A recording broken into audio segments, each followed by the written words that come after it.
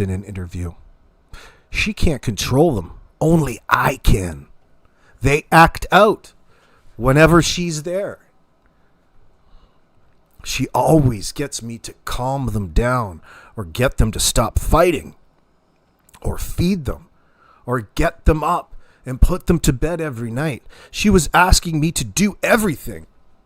It just breaks my heart not to ever see anybody. Is this not just, doesn't that sound like an admission to you guys? Is Daniel not talking to us through his language and saying to everybody and giving him his own internal justifications as to why it's Malaya's fault over what happened to the kids? And he's brought up fighting a 4 and a 6-year-old. They're always wound up in need of getting calmed down. This guy was fucking role playing.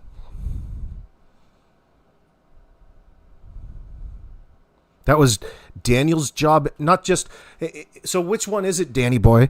Is it your job as a parent to do this? But in the next sentence, you tell us that you're really insinuating it was Malaya's job to do all of this, and she put it on you. Like you're the one being wronged here. Interesting statement from an individual who was one of the 3 to last see the 2 children who he insists just up and vanished.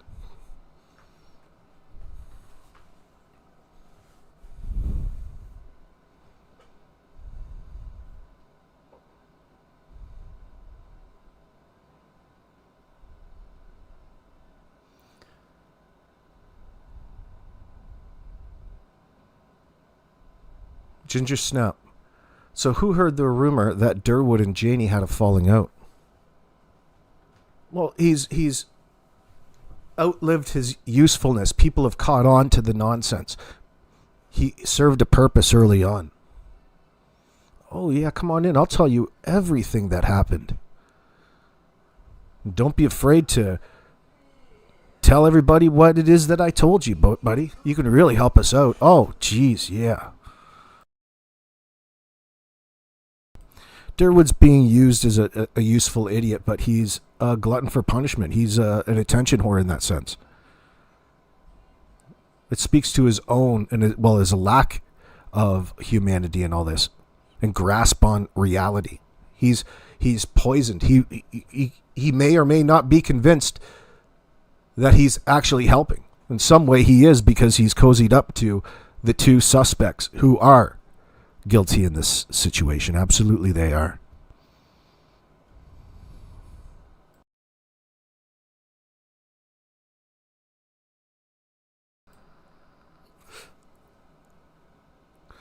Yeah, Bonnie, he's too daft to know he's being used. It doesn't matter. He's still... It doesn't matter. He's doing it voluntarily. He's doing it wittingly.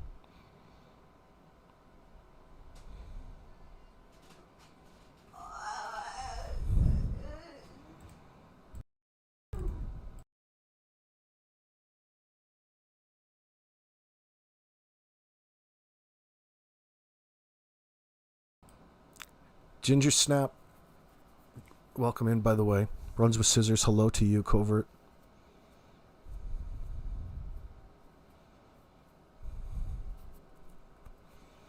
I've been the only one there for them.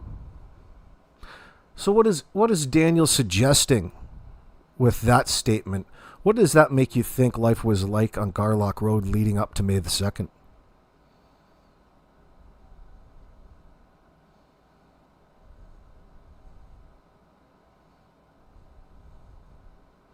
Yeah, Christine, he's a willing puppet, enjoys the drama and his 15 minutes. His life is going to get extra interesting when this proceeds to the next level.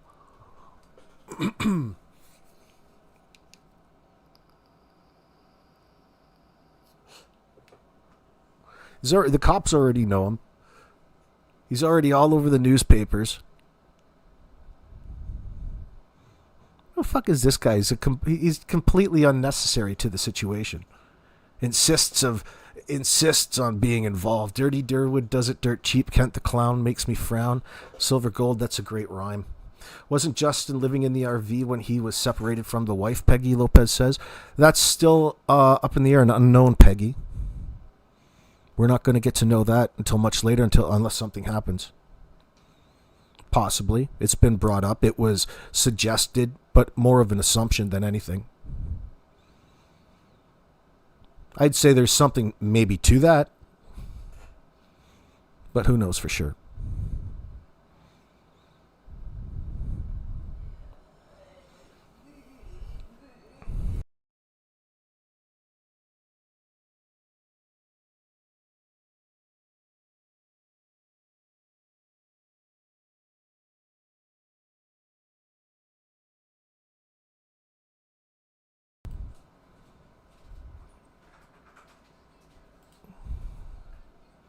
Let's see if we can get a better one. Let's see this damn yard. Got any better yard shots?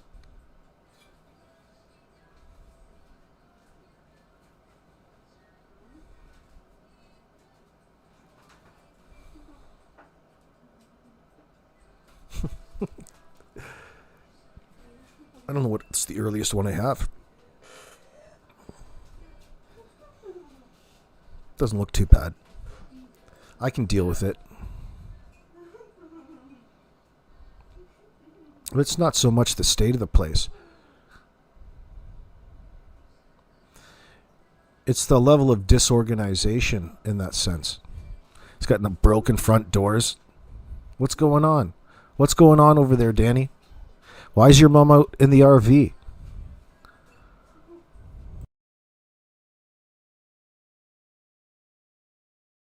It's amazing that I wonder why Janie and Malaya never got on together. You think that they would have been able to bond over Meadow.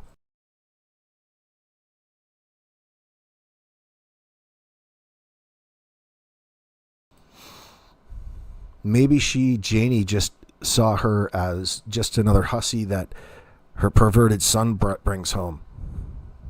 She probably has a general, ugly disposition towards things of a carnal nature.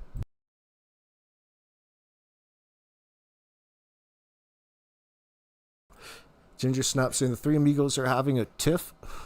I hope Danny's spy drone has the footage. Who are you talking about? Who's the three amigos? Kent, Derwood, and Danny?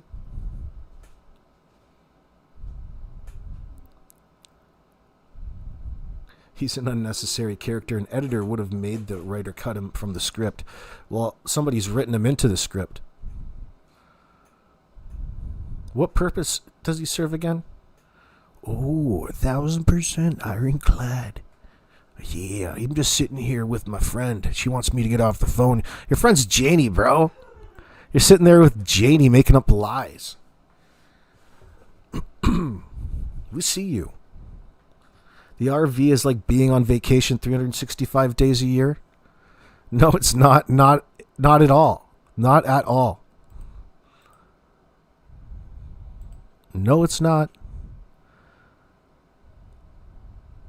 Vacation for what? Maybe the rats. Maybe all the ground rodents that come up and live underneath it.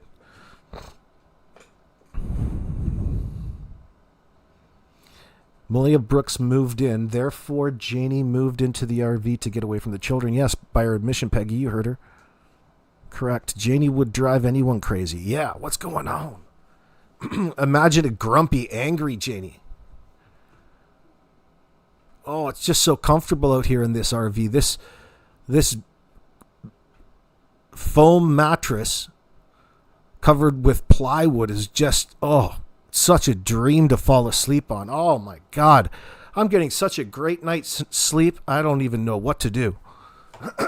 Fuck me. I know what it's like to sleep on those damn things. But you know that it's always coming to an end.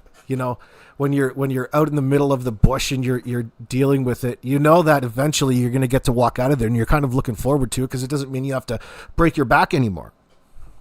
Holy Hannah. And it doesn't leave you in a very good mood, especially if you have a real general shitty disposition like Janie does, or seems to have. I think this goes far past seeming. Like, she's just a fucking cranky old, crocodile ago. Possible. I want them home. I want to hold them. And I want them home. What happened was we woke up, I heard them playing in the next room beside us, and I was drifting in and out of sleep. And they're not the type of kids that we tell them not to go outside on their own. We always make sure that we're out there with them, watching them. And they happen to just get out that sliding door, and we can't hear it when it opens. And they were outside playing. Huh. Really interesting how she fucks up already. Like, how is it what was going on? It just sounds like a great big excuse. It makes no sense. And you really fucked up here, Malaya.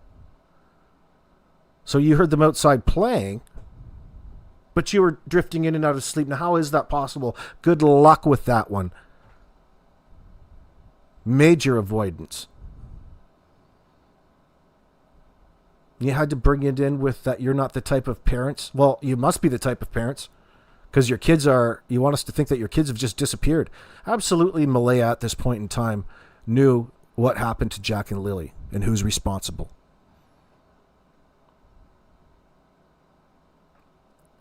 And Daniel, you don't have to threaten much in order to get her to go along with anything, because the kids are dead. That's going to be blatantly obvious. And if he goes down for it, she's going down with it too. Here's what you're going to say. And it's just a continuation of putting all of this blame back on Malaya.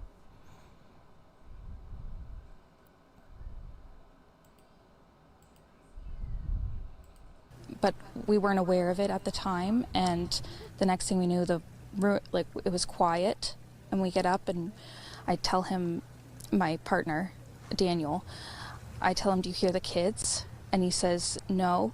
And we get up instantly. We're looking outside. We're looking everywhere, yelling for them. And I instantly just call 911. I just had the instinct I needed to call. The instinct, They're both yeah. really go-lucky children. They're so sweet. They talk to anyone. They'll talk your ear off. They will speak to anyone in a store. Everyone. They're just extremely sweet kids. Daniel says, I have no idea why anybody would want to take them, but they're easy to take. If they wandered to the road, they would get in any car as long as you offered them food or water or even candy, anything like that, or even see mom and dad. They would immediately get in. Ooh, you're really implying that, aren't you? Wow. What a fucking nerd.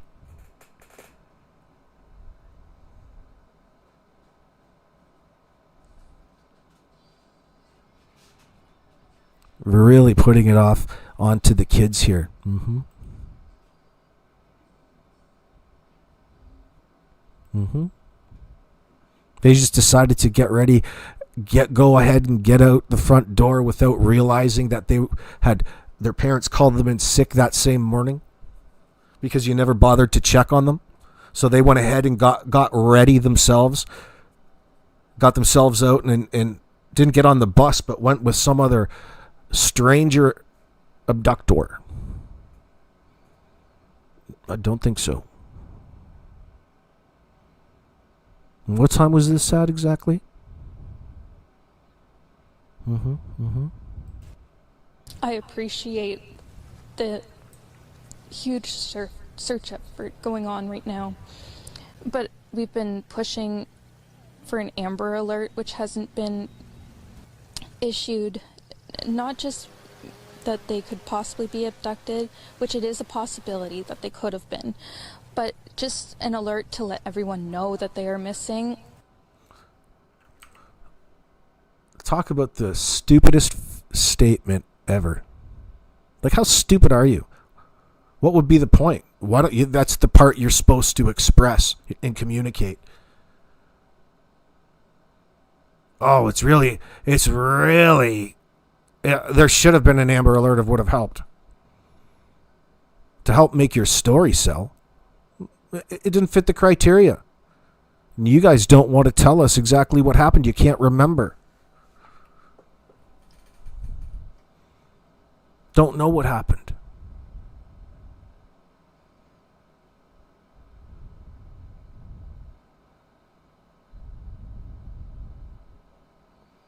Mr. Hemmy's talking about every statement had a qualifier to add to it in a big circle. Could you imagine saying that as a parent?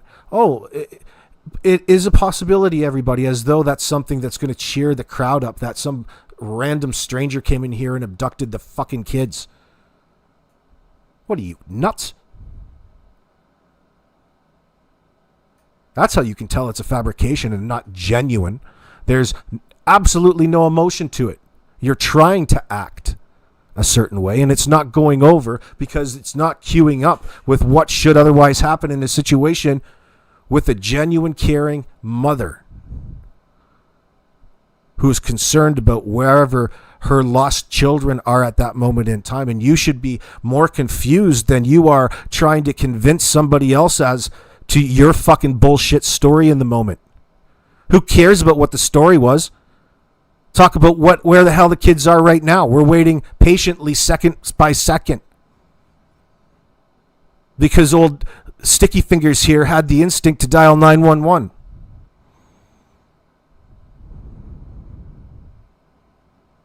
But you can't quite communicate as per the reason why.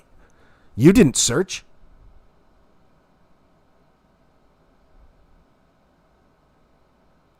And the ambiguous use of past tense and the we, the us.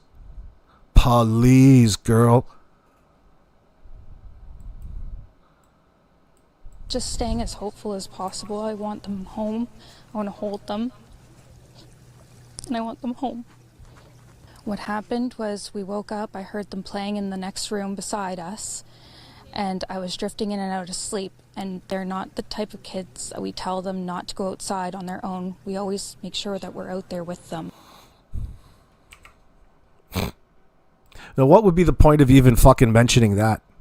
The first priority is to make something up to try to make it look as though they're caring individuals. They have to mention something. In contrast with their kids nowhere to be found. Priority? Self. Innocence. Nonsense. Deceptive cue. Your husband would have to speak if I couldn't, because I'd be a mess if my kiddos were missing. It's not about what it is that a person should be doing, although it is all about expected behavior in this. Right, you're right about expected behavior. But it's a stretch to go and say what people should be doing in a circumstance like this. Every situation is different, but when we talk about emotional states of innocent parents, yeah. When it's not as expected, there's deception at hand. Core principles. I've seen parents sobbing in front of a camera. Turned out that they were guilty. Just saying, guys. Lori Green says, oh yeah, you want to know, that happens all the time. There's a few in Britain that strike me. I've watched over the years. There's the one with that blonde girl who staged an accident and then punched herself all up in the face to make it look like she was a battered woman. She was the actual unaliver of her husband in that sense, and she got it on the camera in front of the news to make it look like she was a victim in that sense. That's one particular. There's a couple that have to do with children from the UK. The name escapes me, but it was the one guy's live-in uncle. He was on CCTV going around and in the store with a poor girl. He got on the news and did the interview with the parents right there. He had the parents convinced wholeheartedly that he was just, such a caring part of the family, a real Steven Stearns type person. I can't remember his name for the life of me until I see the name of the case. I can't remember right off the top of my head. Anyway, MBM route as a bot. Actually, I was just watching the Brittany Gosney situation again the other day. There's some definite parallels in the way that Daniel and Malaya and Janie are lying, because it's the exact same situation, in a sense. The same reason and need to lie. The same place. Remain innocent until proven guilty in that sense. Free of those silver bracelets. And they were outside playing, but we weren't aware of it at the time. And the next thing we knew, it was quiet. And we get up and I tell him, my partner, Daniel. Think about those 3 things in succession. They got out without you hearing them, and the next thing you know, it was quiet. You recognized the quiet was a signal that something's wrong in that sense, without actually identifying it. As though the silence is the excuse, is the reason, is the rationale. Not in this situation. I tell him, do you hear the kids? And he says, no. And we get up instantly. We're looking outside. We're looking everywhere, yelling for them. And I instantly just call 911. I just had the instinct I needed to call. They're both really go-lucky children. They're so sweet. They talk to anyone. They'll talk your ear off. They will speak to anyone in a store. Everyone. They're just extremely sweet kids. I appreciate the huge search effort going on right now, but we've been pushing for an Amber Alert, which hasn't been issued.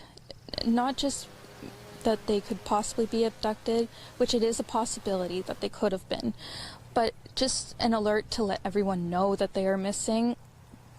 We had people text me saying that they weren't aware someone else let them know that they were missing, and it would just be nice if everyone could be alerted. We thought maybe that we found tracks, but it's still uncertain. Hate to sound like a grumpy nudge, but who the fuck cares how many people know in that moment that your children are missing? What is it you're actually saying with that? What are you saying when you say you wish everybody in the world knew that your child was missing?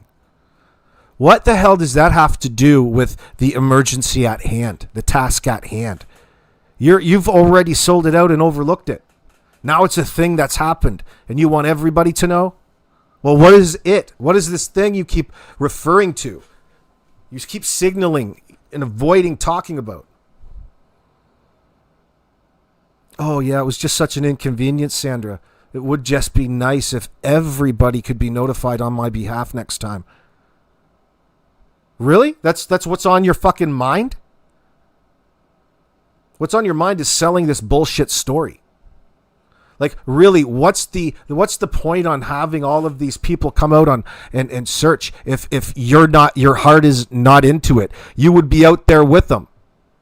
You're not. You're just ducking back with the baby, hiding away,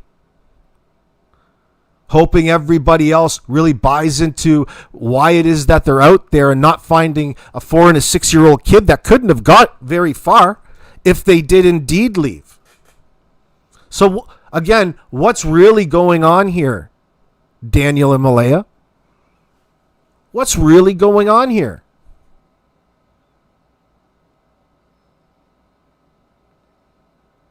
Nobody, including the ex, on your behalf. It is going to require for you to fill in those blanks, or you go to fucking jail. Which is going to be the worst? We're going to know. Either way, you're on the way to the Hooskow when this is all said and done. Because we all know children just don't disappear.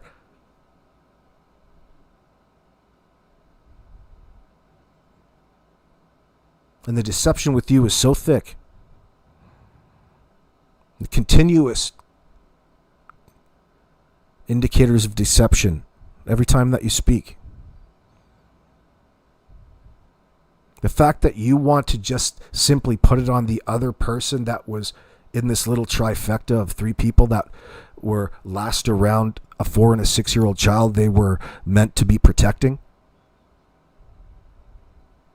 Fuck, you would have told the world within 30 seconds of being live that somebody else has my fucking children. Who cares about all the garbage that you didn't do? It's all useless, extenuating information.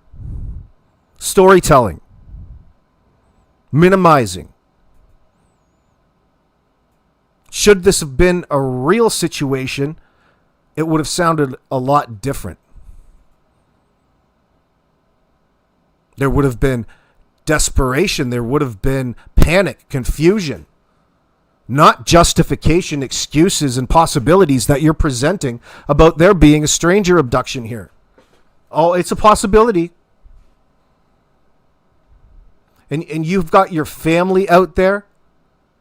They know this isn't fucking right. It doesn't make any sense whatsoever. And you got this stupid looking fucking tweaker running around playing pretend with an angry, tweaked out fucking mom. We can see exactly what's happened. Violence broke out at the end of the driveway when Haley brought a little bit of reality to the ball game.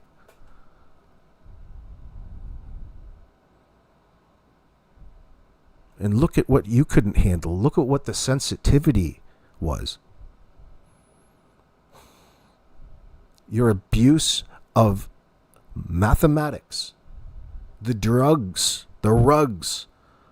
You really peaked out. You tweaked out. You fucked up. You lashed out on 2 fucking children.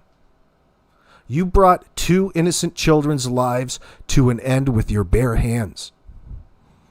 And you disposed of their bodies, and you're coercing everybody around you to help in the cover-up, in the conspiracy. Cindy recognized just how controlling that fucking place was. We heard through Wade. She told Malaya to get the fuck in the car. And you can go fuck yourself. Just like Wade said it. You guys walking around as though you're concerned about somebody else's kids all of a sudden, it's not even floating.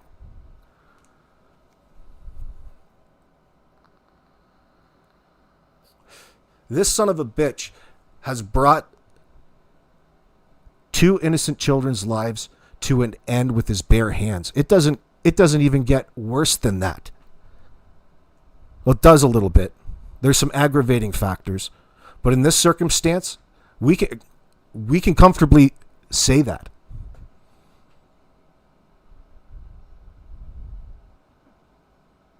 And you know what the repercussions are going to be for that, Daniel.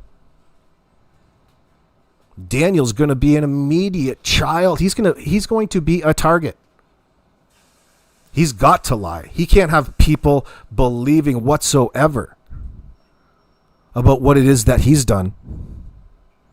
And yeah, he's finding all kinds of reasons when he needs to in the moment to put the blame back on Malaya. That's why you get these goofy ass fucking statements from him.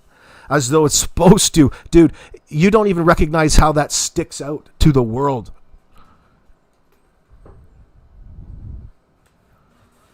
You're admitting to the level of dysfunction. That opens you up to a plethora of questions. And that's where the detectives are probably going to go in at. I can sense it now.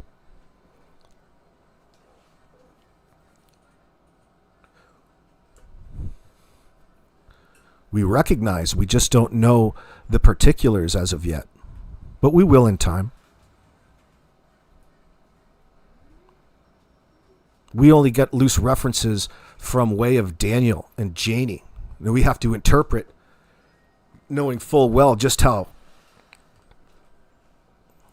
biased they are against Malaya in that sense. So you can already see from the statements that it was a lose-lose situation in that household, because any of the parenting that was expected or assumed, they didn't really have a good finger on, and Daniel has to use it as a virtue signal on his behalf. Usually when a father's that active, they don't have to turn around and brag about it and use it as something to try to make themselves look good in the same time as the mother looking bad because you're also insinuating in a misogynistic manner that it was her it's her baggage as opposed to yours. Could you imagine how toxic and unhealthy that environment